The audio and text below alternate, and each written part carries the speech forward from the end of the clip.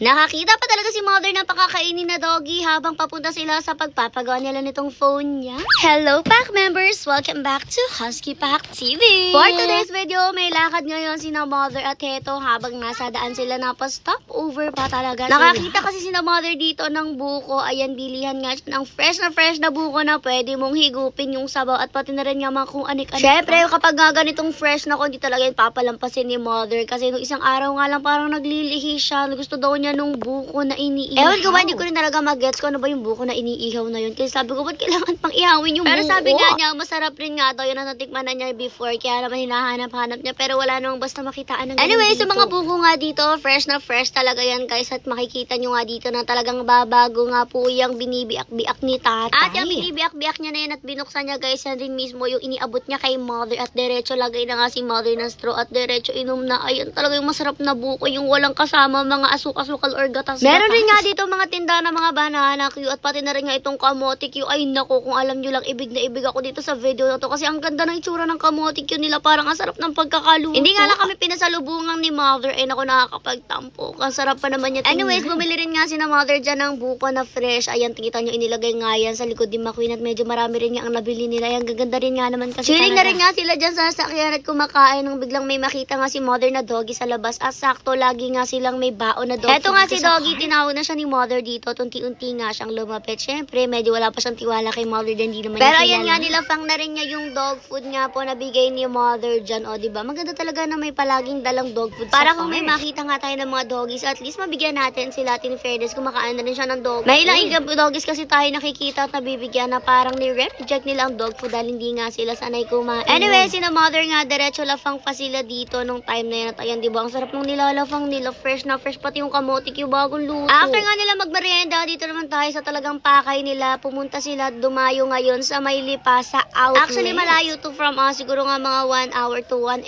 At minsan, inaabot pa ng 2 ko talaga sobrang traffic. Kaya nga pala sila nagpunta dito ay para ipagawa ang cellphone ni mother na nasira. Dahil ayaw nga niya na bumili pa ng bago. Kasi syempre, ang mahal kaya ng iPhone. Kahit rin nga Monday nito at weekdays, ay nahirapan pa rin talaga sila maghanap ng parkingan. Kasi punong-puno talaga lahat ng mga parking. Sabi ko nga mukhang marami yatang tao dito ngayon kasi talagang punong-puno. Buti na lang rin nga nakahanap rin sila finally. Tapos dumiretso na rin nga sila dito sa pupuntaan nila, which is itong mobile care. Bali sa likod nga lang siya nitong Power Max Center. Pero bago sila dumiretso dan, sumili pa rin nga si mother dito sa may loob ng Power Max. Pero kaya nga sabi ko, silip-silip lang. Syempre, hindi muna tayo bibili. For the tipid muna tayo dahil nagpapatapos nga tayo ng mansyon natin. Pumasok na rin talaga si mother dyan at nagtingin nga sa paligid. After nun, ilumabas na rin naman diretso na rin nga sila niyan sa may mobile care sa likod ng Power Max dahil dito nga yung itunuro na paggawa. Ito kasi mobile care na to is by Power Max Center din talaga siya. Kaya mas maganda daw dito mismo na magpagawa nga po ng mga Power Max or Apple products. Parang ito na rin nga kasi talaga mismo yung pinakamalapit na service center dito sa amin. Kaya ayan, dito na sila dalawang magpagawa. Phones rin nga pala yung papagawa ni mother. Una na nga itong kanyang iPhone 15 Pro Max at yung kanyang iPhone 11 Pro. Itong iPhone 15 Pro Max, sira nga yung camera. Same rin sa iPhone 11 Pro. Pero magkaiba nga yung sira. Hindi rin nga ako nagkakamali. Ang naging pag-usapan nga nila dito, sabi ni kuya, kung papaltan nga daw ng camera yung isang phone ni mother, which is yung iPhone 11 ang magiging pinaka-total nga po niyan or yung magagastos natin ay halos bumili na nga lang rin ng bagong cellphone. Kakaloka, ganun kamahal ang pagpapagawa. Kaya naman isipan ni mother na kung ganun lang din kamahal, edi wag na lang ipagawa rin. Babili na nga lang talaga ng bago since luma na rin nga yung iPhone 11. Pero alam nyo ba, yan din yung ginagamit kasi namin noon pag-vlog, kaya mahalaga yan. Pero nakakatuwa rin na at least honest sila at sinasabi nga nila kung kano talaga yung magagastos natin. At sila na mismo yung nagsabi na halos bumili na nga lang din talaga daw ng bago kung ipapagawa. Yung isang phone naman, which is yung iPhone 15 Pro Max, yun naman guys, ay isang buwan pa nga daw bago nga po balikan. Kumbaga, iwan natin sa kanila ng isang Kaya buwan. Naman ang ending, dalawang phones ang dala, pero wala talaga na ipagawa kasi parehas negative. Kasi kung iiwanan naman ni mother yung isa niyang phone, wala naman siyang gagamitin. Kaya naman ayan, kaya layo-layo nga talaga ng pinuntahan natin, pero wala rin namang nagawa. Pero at least nalaman natin kung ano ba yung kailangan ipagawa dito at alin wala pang decision si mother ngayon kung anong gagawin dito, kung iiwanan ba niya talaga ng isang buwan itong isa niyang phone kasi ito talaga yung gamitin niya kahit nga po sa paggawa. Pero sa ngayon nga, ito munang DJI Osmo Pocket 3 yung gagamitin niya sa mga vlogs natin guys dahil sira talaga yung camera ng phone niya.